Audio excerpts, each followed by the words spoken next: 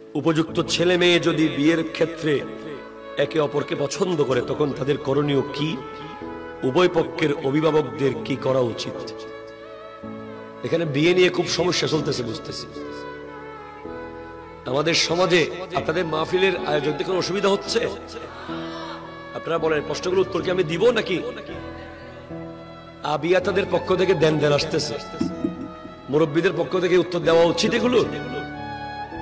জি, আমরা করেছি কি, বিয়েকে বানিয়েছে কঠিন, জেনাকে বানিয়েছে সহজ। কেন? উপযুক্ত হয়ে গেছে সন্তান, বলে ঘরটা একটু বাঁধি, ঠিক কিনা?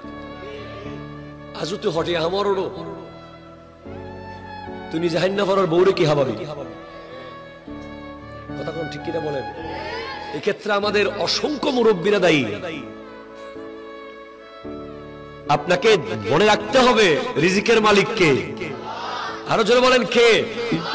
সবচেয়ে সুন্দর একটা হাদিস এখানে আছে, তোয়ামুল ওয়াহিদে ইয়াকফি লিল ইসনাইন, দুইজনের একজনের খাবার দুইজনের জন্য যথেষ্ট। এটা ইসলাম। তোয়ামুল ইসনাইন ইয়াকফি লিল আরবা, দুইজনের খাবার চারজনের জন্য যথেষ্ট। তোয়ামুল আরবাতে ইয়াকফি লিল সামানিয়া, জোরে বলেন সুবহানাল্লাহ। চারজনের খাবার আটজনের জন্য যথেষ্ট, এটা ইসলাম।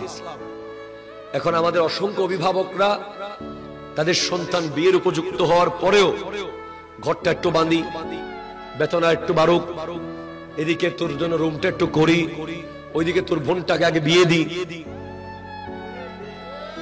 ভাই, বোনের বিয়ের সাথে ছেলের বিয়ের কি সম্পর্ক? এসব কারণে অসংখ্য বিয়ে প্রতিনিয়ত দূরে চলে যাচ্ছে। এরপরে ছেলেরা, যুবকরা যারা বিয়ে করবে তারা নিজের বিবি নিজে পছন্দ করবে, আবার পছন্দ 5 বছর আগে করবে না, বিয়ের কয়েকদিন আগে করবে। কিন্তু এখন পছন্দ করতে যায় ভাবি অথবা দুলাভাই অথবা বন্ধু। একজন এসে বলে একটু পা বাঁকা মনে হয়েছিল, আরেকজন এসে বলে একটু চুল বেটে মনে হয়েছিল, আরেকজন এসে বলে একটু হালকা কালা মনে হয়েছিল। এই করতে করতে 6 বছর হয়ে গেছে, এখনো বউ ঠিক করতে পারতেছে না। ঠিক কিনা কথা বলেন?